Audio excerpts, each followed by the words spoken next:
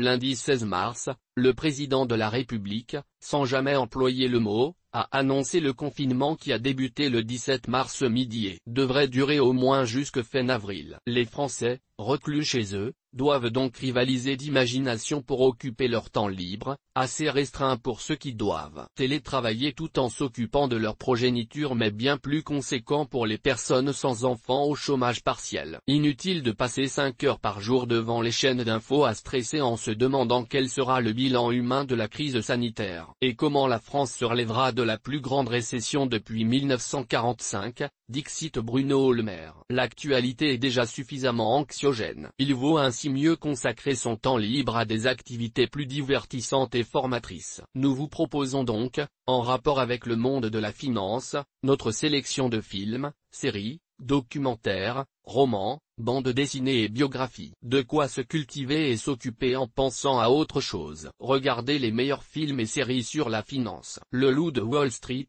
Margin Call, The Big Short. Autant de chefs-d'œuvre qui ont en commun la démesure des marchés financiers et de ceux qui y travaillent. C'est le moment de revoir Leonardo DiCaprio jeter ses dollars depuis un yacht où Jérémy Iront terrorisé le conseil d'administration de sa banque. Vous connaissez déjà vos classiques par cœur et les avez même déjà revus ces derniers jours. Pourquoi ne pas vous tourner vers les séries Bad Banks qui se déroule à Francfort en Allemagne, Billion à New York ou Scalp à la Bourse de Paris lorsque celle-ci se trouvait encore au Palais Brongniart vous feront voyager à travers les principales places boursières du monde. Enfin, le monde très particulier de la finance, qui fascine parce que si proche, tout le monde a un compte en banque, et si lointain. Tout le monde n'est pas trader gagnant des centaines de milliers d'euros de primes par an, a aussi inspiré les réalisateurs de documentaires. À ne pas manquer si vous ne les avez pas encore vus, Inside Job qui a reçu l'Oscar du meilleur film documentaire en 2011 sur la crise des subprimes et Save the Capitalism, For Many and Not the Few, retranscription à l'écran, très réussie,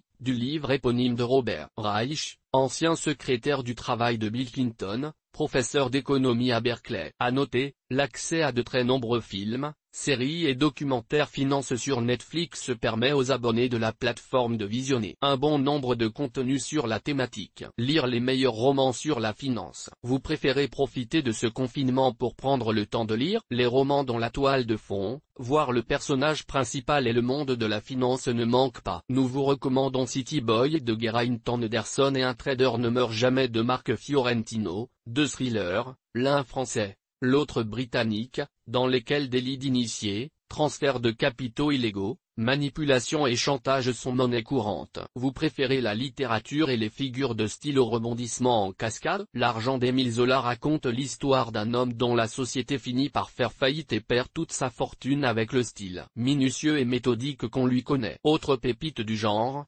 Gobseck et autres récits d'argent de Balzac. Ces nouvelles, au travers d'une galerie de personnages saisissants, riches ou pauvres, avares ou dépensiers, racontent la naissance de la société capitaliste et décrivent avec brio la fascination et la répulsion que l'argent peut faire naître. Pour les amateurs de biographie, nous ne saurions que trop vous recommander la biographie de Warren Buffett par Alice Schroeder. Intitulée L'effet boule de neige, cet ouvrage ultra documenté s'appuie sur des milliers d'heures d'interviews de l'oracle d'Omaha mais aussi de ses proches. Ce retour sur l'ascension du plus célèbre des investisseurs vous permettra sûrement de vous faire une bonne idée des principes du maître. Feuilletez les meilleurs BD sur la finance. Vous cherchez à éviter les écrans mais n'avez pas le courage de vous lancer dans un pavé de 200 ou 400 pages, ou vous aimeriez mais savez que vous seriez interrompu 25 fois dans votre lecture? Tournez-vous vers la bande dessinée. La thématique financière a particulièrement inspiré le 9e art depuis quelques décennies déjà. Largo ou Winshire, deux grands classiques du genre, sont presque devenus des classiques.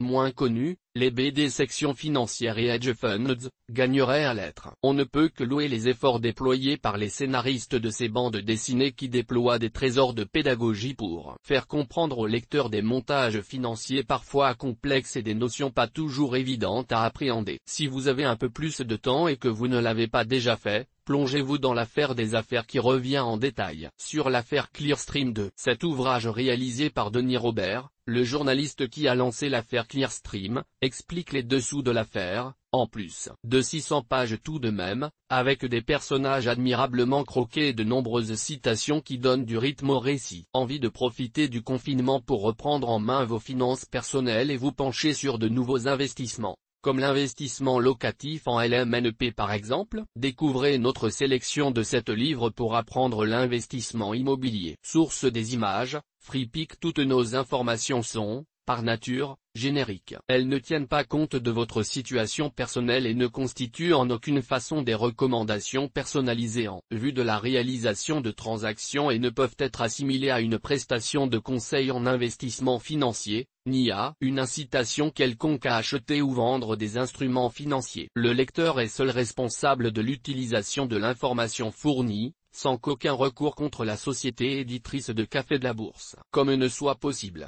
La responsabilité de la société éditrice de Café de la Bourse, comme ne pourra en aucun cas être engagée en cas d'erreur, d'omission ou d'investissement inopportun.